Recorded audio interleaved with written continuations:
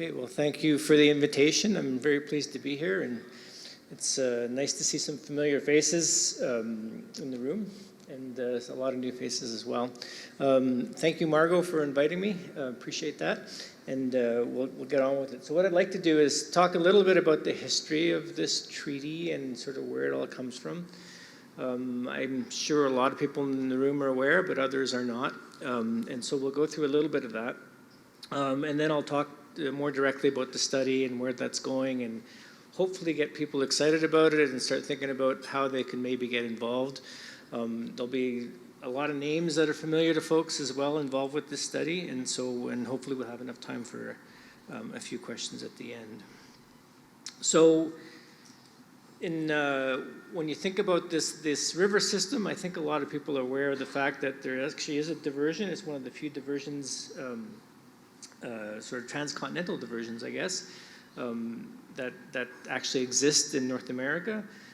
And everybody in this room knows the St. Mary River flows north into the Saskatchewan system, so that's pretty clear. It starts in the U.S., Glacier National Park, and the Milk River, which is more of a foothills type river. It's a little drier.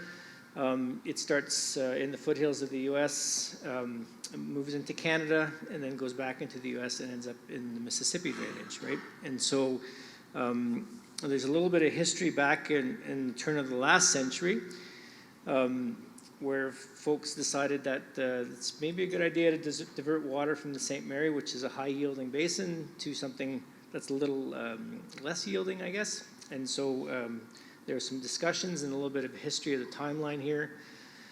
So as early as 1891, there was discussions about maybe diverting water from the St. Mary to the Milk. There's a long history of Canada asking the U.S. not to proceed with that diversion. 1902, in 1903, 1904, the U.S. Developed a plan to divert water in the system. And so I'm sure some people in the room are familiar with the Spike Ditch. And so if you look at the actual system here, I'm not sure if this mouse works. No, it doesn't. So if you look at when the Milk River comes back into Canada, Canadian irrigators decided that maybe they would build a ditch to put water back into the St. Mary system, right? So to divert it back into the St. Mary. And actually, if you go to the town of Milk River, you can see the Spike Ditch is still there. A little anecdote I learned this summer was that the contractor that built the St. Mary Canal was also the same contractor that started building the Spike Ditch. So he was a pretty shrewd business person. So basically in 1909, there was a discussion about a treaty to apportion the waters between the U.S. and Canada. This was going to go ahead. And by 1916, there was actually some diversion happening when the St. Mary Canal. So 1909, for people that don't know much about the International Joint Commission, it was actually established as a result of these efforts, right? And so the whole, everybody thinks about the International Joint Commission as being something that's dealing with the Great Lakes and dealing with water between the U.S. and Canada, but it actually started in Alberta, right? It's the first treaty between the U.S. and Canada actually started on the St. Mary Milk system. So there's a long history there. And so there was a lot of discussion. The accredited officers were appointed in 1909. There's a lot of back and forth as to who would get what water. And then finally, by 1921, governments agreed and came up with what is the current version of the treaty. So I retired as the accredited officer as of December 2022. And so now the current accredited officer is Evan Friesenhan. He's based out of Edmonton. He was a former Alberta environment employee, now works with the federal government. And the field representative is Malcolm Connolly. For the U.S., it's John Kilpatrick, and John's been on this file since I can remember, as early as 2006 and probably earlier. He's with the USGS in Montana, and the field rep is Joanna Temke. And for those of you involved in this work, know that there's a fairly large technical working group that does the sort of the calculations for calculating the natural flow across both systems. And there's involvement in the technical working group of folks from Alberta and Montana, and a lot of interested parties. So just to explain the system a little bit, for those of you who don't know it, So there's basically the Swift Current Creek flows into the lower St. Mary Lake.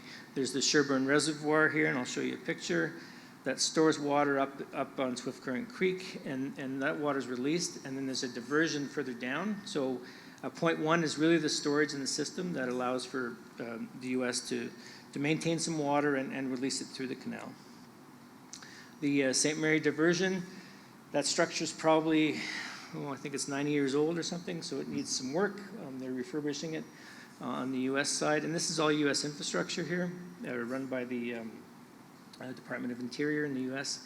And so on point two here, there's actually a diversion. And so if you look on the picture, you'll see the St. Mary River, sort of the natural system, and you'll see the St. Mary Canal that actually takes the water, and it's all gravity fed. It's really an interesting engineering design. It's about a 26-mile canal that takes the water from this diversion point and then moves it across into the Milk River. So at point three, you actually have to cross over the St. Mary River, which is interesting. So the canal is sitting on a height of land, and it crosses over, and so there's an inverted siphon there. It's pretty old. If anybody's ever been on it, you stand on top of it, it shakes like crazy. There's an inlet there. You wouldn't want to fall in because you wouldn't make it through.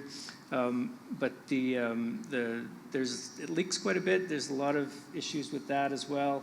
But it's still in place. It's been around since I think the 1950s, something like that. And so they're constantly working on patching it and fixing it up. So that's the first basically inverted siphon in the system.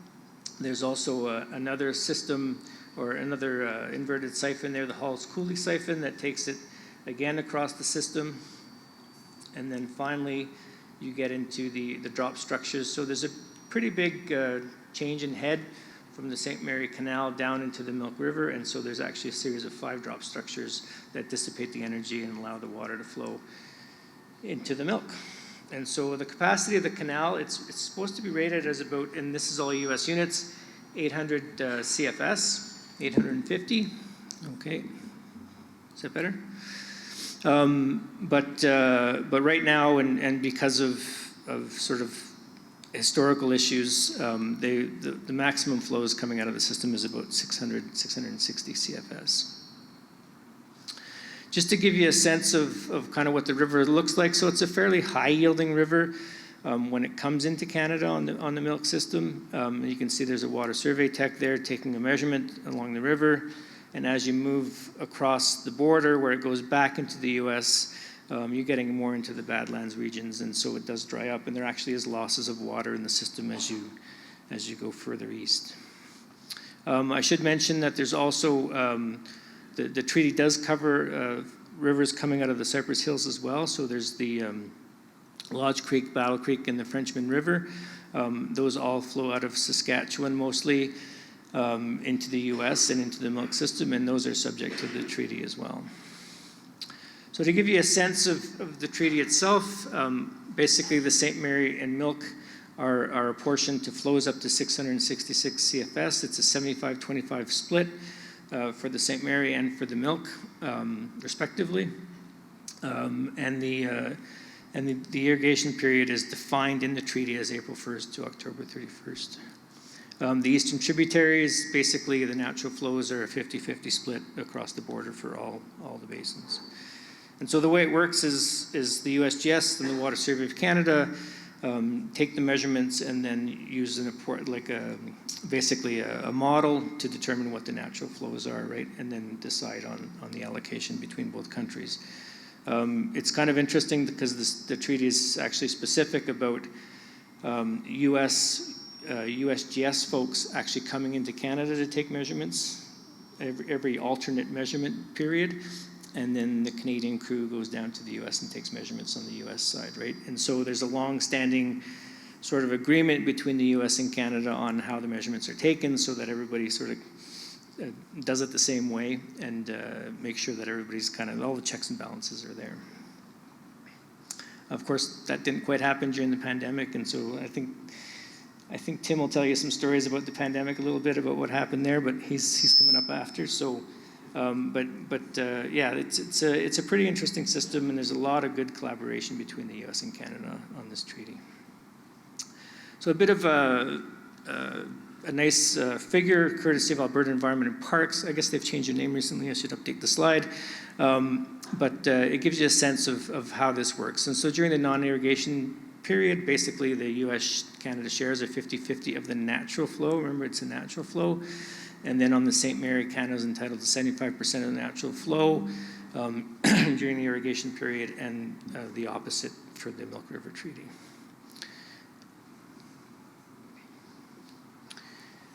One of the things that came up basically in 2001, and then when I was the credit officer starting in about 2008, we looked at the order, and we felt that there was some flexibility in terms of making more beneficial use of the water while still sticking to the original order and the treaty.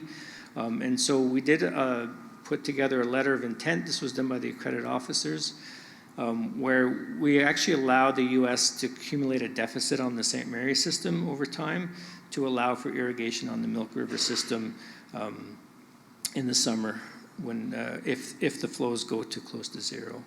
And so we've invoked this mechanism many times over the years, and it's actually been not a bad system to allow for sort of that banking of water to allow for irrigation on the milk system on the Canadian side of the border.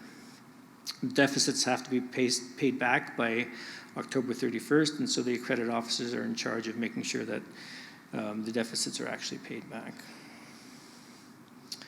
In terms of the responsibilities for the accredited officers, so they're there really to determine the natural flows on the systems, the eastern tributaries and the St. Mary Milk. They have to determine the amount of water in the streams to which each country is entitled, right? And so they don't actually operate any irrigation works, they just tell the province and the state what they're entitled to in terms of water, and this is done through the St. Mary Milk Technical Working Group, so they meet quite regularly. And then the treaty says operate the irrigation works of either country, but obviously the accredited officers don't do that. We pass that off to the province and the local irrigation districts. And then we report all the measurements at the international gauges, and we resolve any disputes between those measurements between the accredited officers. So a little bit of more recent history. In 2003, the state of Montana actually asked for a review of the order. The state felt that the order didn't meet its original intent back in 1921, and so they wanted it to be revisited. The IJC in 2004 declined to actually review the order, so the treaty stands. But they did establish the St. Mary Milk River Administrative Measures Task Force to look at improvements to the administrative procedures, how we could make better use of the waters across the border.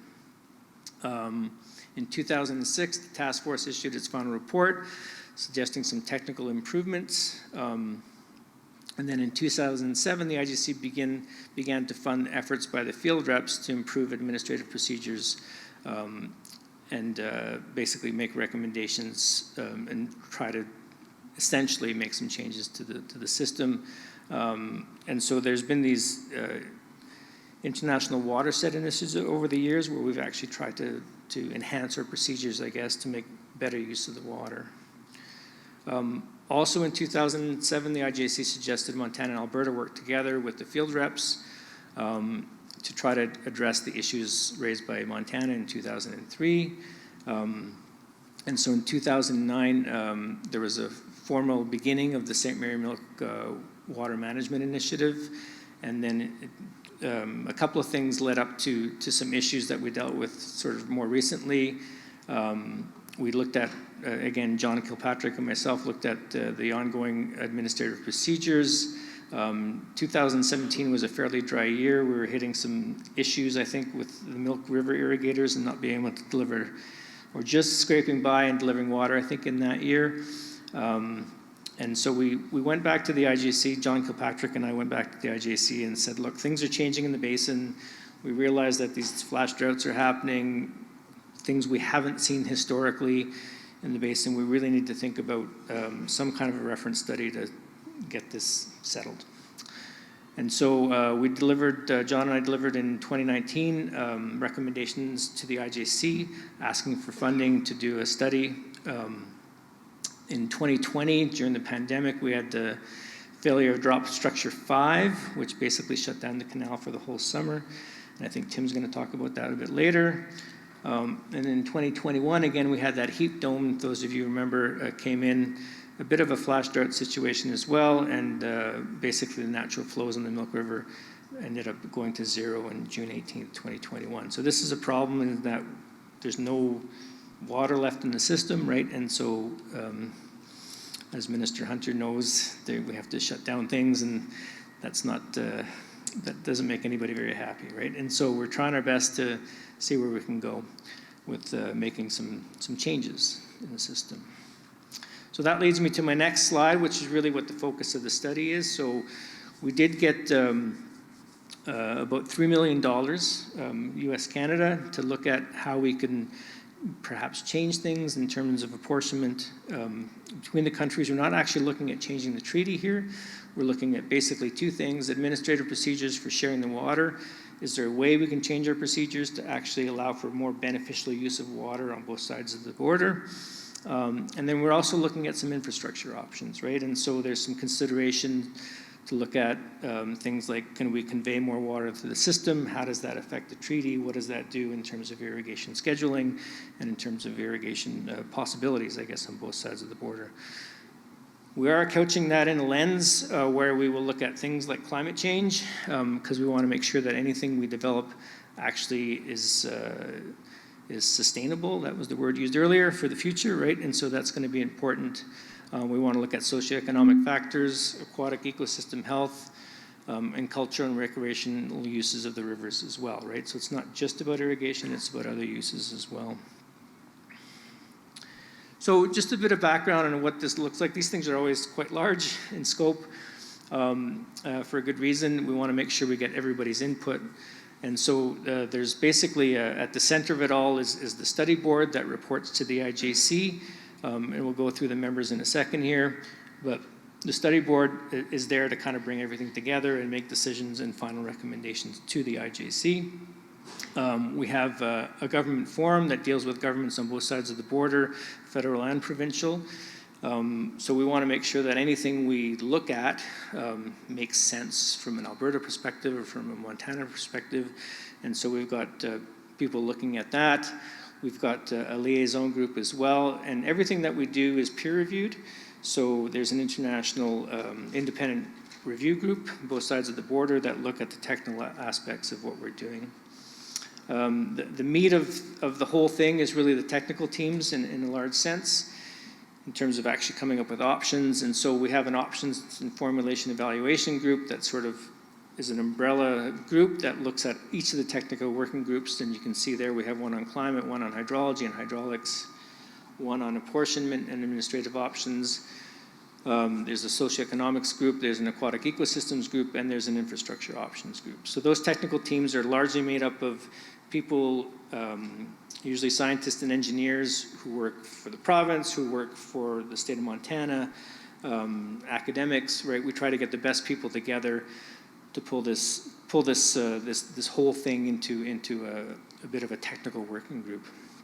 There's also a communications committee, and then we have, very importantly, 2 advisory groups. We have an Indigenous advisory group, trying to get Indigenous input on what we're doing, and then we have also a very important public advisory group. So making sure that we talk to the public, we get their input, we understand what some of the issues are with respect to public input is very important for these studies. We try not to miss anything, and so we have a public advisory group that we've just recently stood up. So in terms of the study leadership, I pulled this off the website. It is incorrect in that I'm no longer the accredited officer, but the Schulich School thing is correct. So John and I are leading the study as co-chairs. We've got Dr. Dina McMartin. She's the VPR at the University of Lethbridge, who's also on the board. And we've got, and I'm sure a lot of you in this room know Laurie Tollefson. He's head of Outlook, Saskatchewan. He's a member as well. He's a strong leader in the irrigation sector, right? And so we were happy to have him with us. On the US side, we've got John Kilpatrick. We've got Sue Lowry, who basically has a lot of experience dealing with with treaties on the U.S. side of the border, and Mark Anderson as well. He's a adjunct professor at South Dakota School of Mines, but he's also got a lot of experience on the Colorado system. And then we've got two great study managers who are kind of pulling this all together. So Bo Hawkins, based here in Calgary, he's a project engineer with the Water Survey, and Josh Valder on the U.S. side as well. So the public advisory group, it really, when this is the formation of the IJC, right? And so these folks actually do report to the IJC in terms of the structure. It's made up of municipalities, irrigators, and folks interested in things like conservation and recreation, right? And so that group kind of pulls together all the interests of the basins, and we want to make sure we had representation from everybody. And I'm sure a lot of these names are familiar here. So this is the public advisory group we have now for the study. And so Margot is here, obviously. And we've got other folks as well. Some people have been around a long time, people like Ken Miller, who've looked at these the issues in the basin for a long time, and Audrey on the Canadian side. And so those are the members we have right now. We've also trying to stand up an Indigenous advisory group. So we've got some leads. One, Clayton Desjardins out of Saskatchewan is leading the effort on the Canadian side. Sherry Watson on the US is leading the efforts there. And we've been engaging the tribes on the US side and First Nations on the Canadian side to get them involved. The group itself, basically what we're hoping to get out of it and we're trying to work towards is to help us guide the study and how to combine the perspectives of what we know in Western science with Indigenous science, and look at opportunities to share local and Indigenous knowledge. We've also asked some of the tribes and the First Nations in Canada and the US to actually sit on some of the technical working groups, which they've agreed to do. And so we want to kind of build a bit of a foundation going forward with this treaty with the First Nations and tribes in the US and Canada. The other thing I mentioned earlier was the government forum, and so for Canada, sitting on the government forum, we have, and again, I need to update the slide, I guess, the Alberta, what are they called? Somebody remind me. Thank you, Environment. So Alberta EPA. So they're engaged quite heavily, actually. There's Environment and Climate Change Canada. There's the Sask Water Security Agency, and we have the Kainai Nation as well. On the U.S. side, we have Fort Belknap, the Montana Department of Natural Resources, the U.S. Bureau of Rec, and the Mskapi Piikani Blackfoot Nation as well. So what we've done there, we've appointed special liaisons on the US and Canada side to make sure that governments are informed of how the study is progressing. And so for Canada, it's Fred Rona. He's at the University of Calgary, and John Tubbs on the US side. So this gives you a little bit of a flavor about how we're kind of structured with respect to the more interesting part of this from my perspective, of the technical side. So I mentioned earlier, we have the infrastructure options group, the water apportionment groups, all these groups tie together. We're tying it with existing water management models, and so there's a long history of water management models in this basin, as I'm sure many of you are aware. Alberta has its series of models, the US Department of Rec has their series of models, and we're putting these models together and developing a bit of a systems approach to look at how this will all tie in. And so we're not redeveloping or starting from scratch here. We're using existing models and codes. It's going to take several iterations to kind of come up with some scenarios that make sense. There's going to be a whole list of different scenarios. We've actually been pulling from the Alberta-Montana study because they did a really good job in pulling together some options to think about, whether they were administrative or structural. And so we're going to base our work largely on that technical report and just confirm some of the findings from the Alberta-Montana study to make our recommendations. So the way it works is we'll look at a number of feasible options for how we manage water, what we might want to look at with respect to infrastructure. This goes back to the board. The board will feed it back into the options and formulations evaluation group. And then hopefully we can converge on some recommendations to the IJC. So again, in terms of technical working groups, so the climate and hydrology group is really looking at modeling of past, current, and future climate hydrological conditions, right? So, how do you force these water management models? Well, you need to get the tributary inputs. We want to look at what's happening down the road with respect to climate change. So we're in a good place to actually run these water management models. On the infrastructure side, we're looking at recommending some doable, affordable, worthwhile infrastructure changes. This is where it's going to be important for the government liaison people to talk to the provinces, to talk to Montana, to see what makes sense from their perspectives. And so there's going to be ongoing dialogue between both groups to look at what actually makes sense. Some of the water apportionment administrative options. So how we calculate natural flows, actually we work it on a 15-day period. For those of you who don't know the treaty, and that 15-day period is actually a little bit arbitrary. There's nothing in the treaty that says we should calculate natural flows on 15 days. The only reason we've done it is historically that's how long it took to get the data back to the offices in Calgary back in 1930 or 40. And so, John and I are looking at that, and we're looking at, okay, what if we extend the accounting period, or what if we make it shorter? How does that make better beneficial use of water? And that way we don't actually change the treaty, right? We just change the procedures.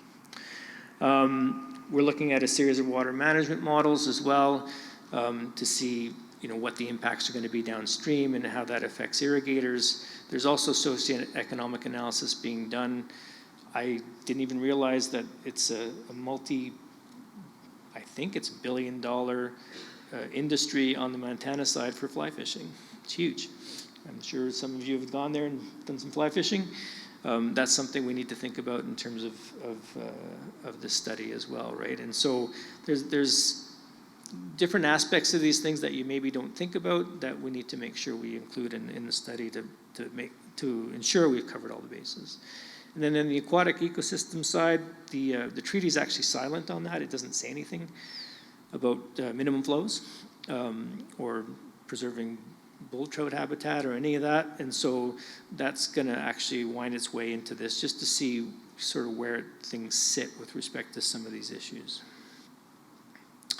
So in terms of pulling this all together, so you've got all these groups, they all have different interests in terms of the technical side of things. And so they have this options formulation and evaluation group led by two people on each side of the border that's going to try to pull us together and come up with some of the options that the board will consider. So a lot of the heavy lifting done by Bruce Davison in Canada, based out of Saskatoon, and Cheryl Miller in the USGS, based out of Wyoming. Last thing is there's an independent review group appointed by the IJC. And so they work directly with the IJC engineering liaison folks. So that's Erica Claseco on the Canadian side and Mark Colosimo on the US side.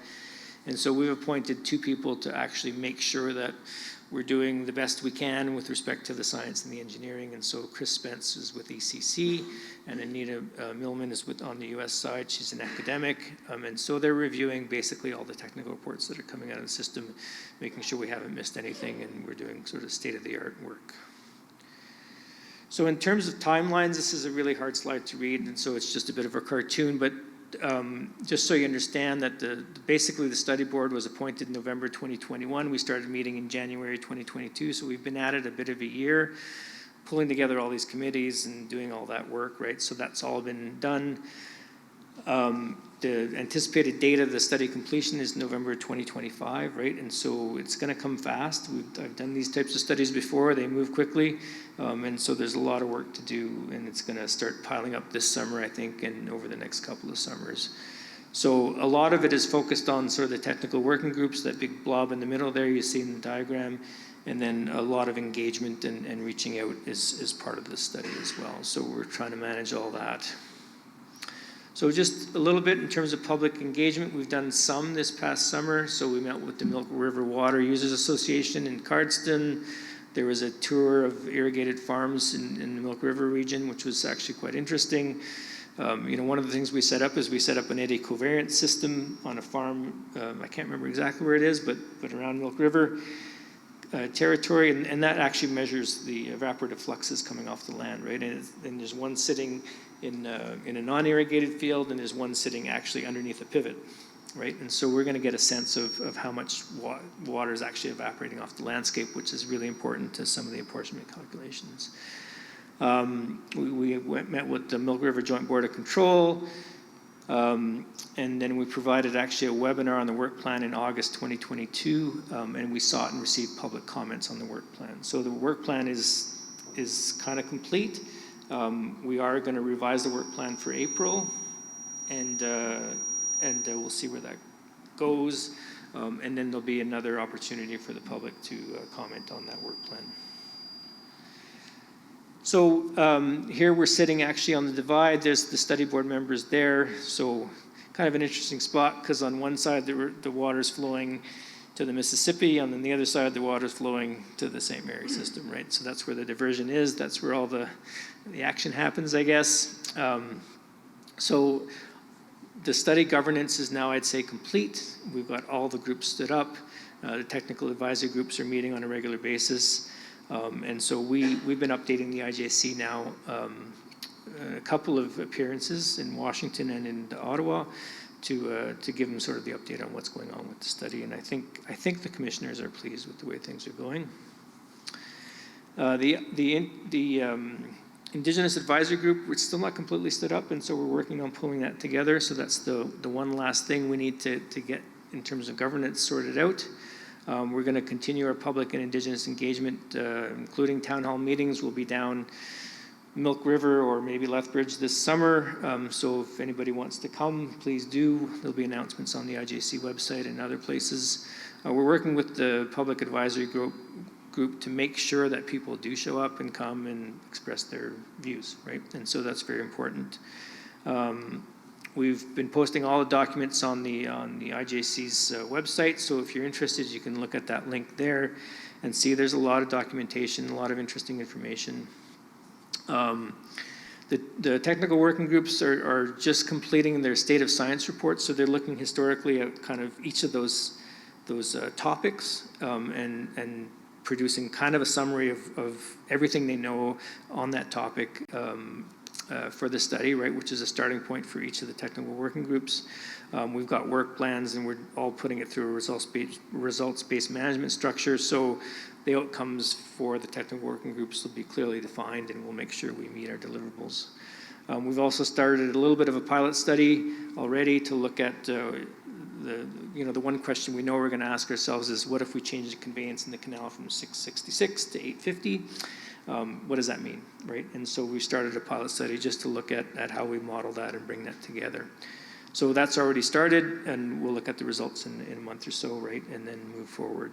So lots going on, lots of important and interesting work, and I'm sure there's a lot of interested parties here that would like to get engaged, and feel free to do that. We want your input, and look forward to talking to folks over the next few years in the basin and outside of the basin and other places. So I'll leave it at that. Hopefully I didn't go too over time, and if I'm not sure who's the chair, let me take some questions or not, but if there's any questions, I'd be happy to do my best to answer them.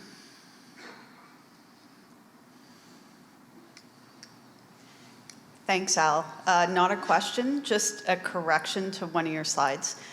You have me as the representative for AIDA on the Public Advisory Group. I just want to point out to everyone in the room that the AIDA's representative is actually Richard Phillips, yes, that's right, who's the general manager of the Bow River Irrigation District and the AIDA co-chair. And I believe Richard is actually sitting as one of the co-chairs on the Public Advisory Group as well. Yeah, thanks, Margot. I actually, when I brought the slide up, I said, where's Richard's name on this?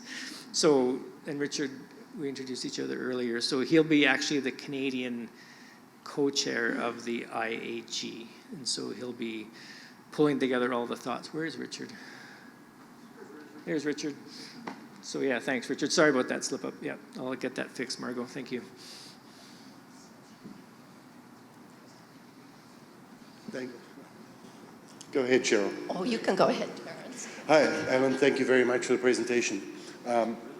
My name's Terence Lazarus with no affiliation whatsoever to anybody. I was particularly interested in the study groups and some of the aspects you were going, that were studying aquatic and so forth. What is the scope geographically of the study? Is it only the Milk River? And if so, obviously anything that happens to the Milk River, given the operations, would affect the St. Mary. So is there any linkage between those two areas in the studies? Yeah, yes and no. I sound like a politician, I guess. I don't know. No offense to the politicians in the crowd. So we are focused on the treaty, right? And so we will look at the eastern tributaries as well as the St. Mary Milk system. But obviously there's an impact further upstream, right? And so when you get into this St. Mary reservoir and then further up, there will be perhaps some small changes to flows into the St. Mary Canal as an example. And so we will be reporting those as part of the study, but we can't start looking at, okay, what does that mean for irrigators downstream, right? Because it just gets too broad for the study.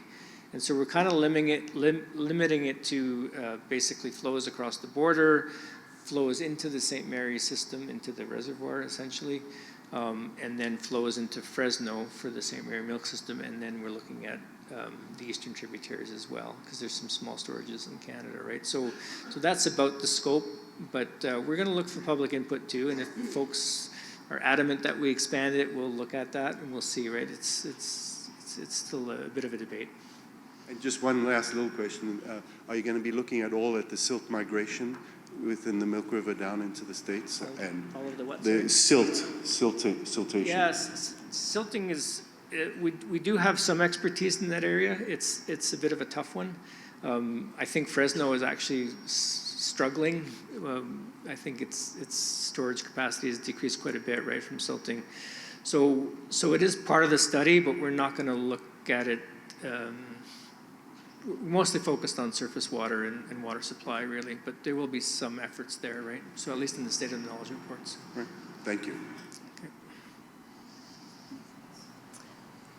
My name's Cheryl Bradley, and I'm here with no affiliation. This is kind of Terrence got the first part of my question about how far into the St. Mary system you're planning to look.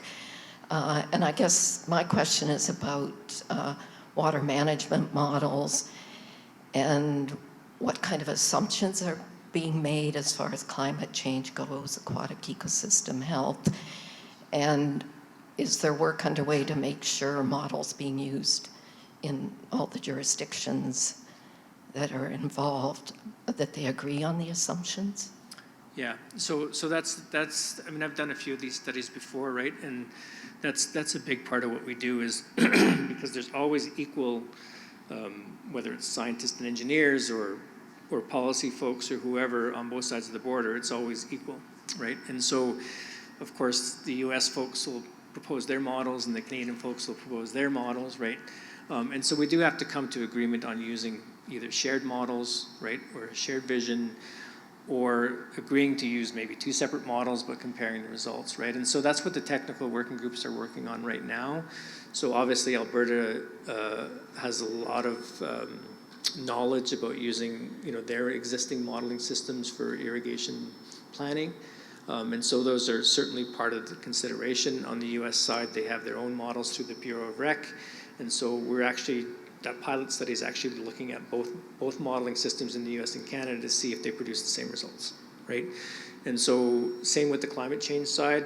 We're going to run some Canadian hydrological models. We're going to run some US hydrological models and look at where we're going. So yeah, there's been a lot of, every single technical working group has equal representation from Canadian and US scientists and engineers. So it should be reasonably, I don't want to say fair, it should be reasonably good representation from both sides of the border in terms of the technical side. So hopefully I answered your question, but. Good morning, very good presentation, really enjoyed it. I have a couple of questions. First one is on the apportionment flow. You mentioned 50-50, 75-25. I was just wondering what is the basis for that? Is it based on the international best practices or it's based on treaty by treaty? And I think follow-up question on that is there going to be any revision on that when needed based on the changing circumstances such as climate change and other things? And when would that revision happens? So, there's a long history of discussions between the US and Canada on those numbers, right? And so those were settled in 1921. It was agreed upon both Canada and the US. My sense is over the years, the US feels a little bit shortchanged on those numbers, but those are the numbers. And so I can't, the IJC really didn't want to get back into negotiating those numbers. I don't think, it's really up to the IJC to bring that up. The credit officers can make recommendations, right? But at the end of the day, it's actually a government-to-government discussion, right? So it would be the federal government on the Canadian side and the US, so Global Affairs Canada, Department of State, that would have to actually reopen the treaty. And my sense is that's not really something that's in the cards. But things can change, right? And so I'm not going to say one way or the other, but that was negotiated under pretty interesting circumstances. If you go back to the legal documents, I noticed there's a few lawyers in the room here. There's a lot of discussion about what went on with that treaty, right? And so my sense is, and I'm not the credit officer anymore, so I can probably say this, is that it's probably not going to change in terms of the numbers, but we can change, as I said, conveyances, things like structural options, some of the procedures, right, and look at how we can make better beneficial use of the water, and that's really what the IJC is interested. So, and the way these studies work is the study board will make a recommendation to the IJC. The IJC will mull it over. They'll make a decision as commissioners as to what they want to push forward, and then they will make recommendations to both governments, right? And so then both governments have to decide whether they're going to implement those or not. And so it's a bit of a long process, but it's been around for a long time, and it tends to work. So hopefully that answers your question. Yeah, thank you. Yeah, it does. Yeah. My understanding is that so there is no formal mechanism for any conflict resolution, right? Well, the IJC is the formal mechanism. Okay. Right? And so the IJCs, they've been around since 1909, and so they're the mechanism. So if there's a conflict between the U.S. and Canada on water, it gets resolved through the IJC. The IJC makes recommendations to government. Government can accept or not. And that's how it works. And so there's a long, strong history of not a lot of friction between the US and Canada based on water because the IJC has been around for so long, right? So they've been quite effective. It's a model that people look at around the world, right, in terms of how we actually work out disputes between the US and Canada, right? So it's a pretty impressive organization, right? And these people are all appointed by governments, right? So yeah, it works reasonably well. It's a very effective way of maintaining a balance between both countries. Thank you very much. That was very helpful. And one more last question. There was a lot of collaboration on different aspects in these transboundary basins. I saw in the slides, and it's well known. I was curious about the collaboration on the joint risk assessment on some of the infrastructures that are on the basins. For example, there is a Sherwin Dam in the US side. We have St. Mary Dam and other dams, and then there are some risk associated with these infrastructures. Is there any joint study done on the infrastructure risk from the IJC or any other associations? Yeah, that's a good question. The operators of the infrastructure on either side of the border are responsible for their infrastructure, right? And so I don't think the IJC gets involved in saying you need to fix that dam or you need to do a dam safety analysis. That's not the IJC's role, right? So, but I would imagine if there's a concern about something like a dam safety issue or something, then that could get brought up to the IJC, right? And then it would go back to governments. But the IJC doesn't get involved typically in day-to-day operations, right? What they do is they hand it off to like Environment Canada to do the natural flow calculations, right? Or in the case of the Great Lakes, Lake Ontario is controlled by Moses Saunders Dam as an example, right? And so that's run by Hydro-Quebec, but it's the engineers in Environment Canada that actually work with the engineers in the US to tell Hydro-Quebec what they should be releasing, right? And so there's all these sort of rules and regulations in place through the IJC orders, right? There's two things the IJC does. They do the orders, which is like the treaties, where they have accounting procedures or they have reservoir release requirements, water level requirements, and that's an ongoing thing. And then they do what they call references, right, which are these studies where they say, oh, something looks like it's changing in a basin, we need to get ahead of it. We're going to do a study to see what we can change, what we can make better, and then they go ahead, ask governments for funding, both sides of the border. These studies are always funded by US and Canada.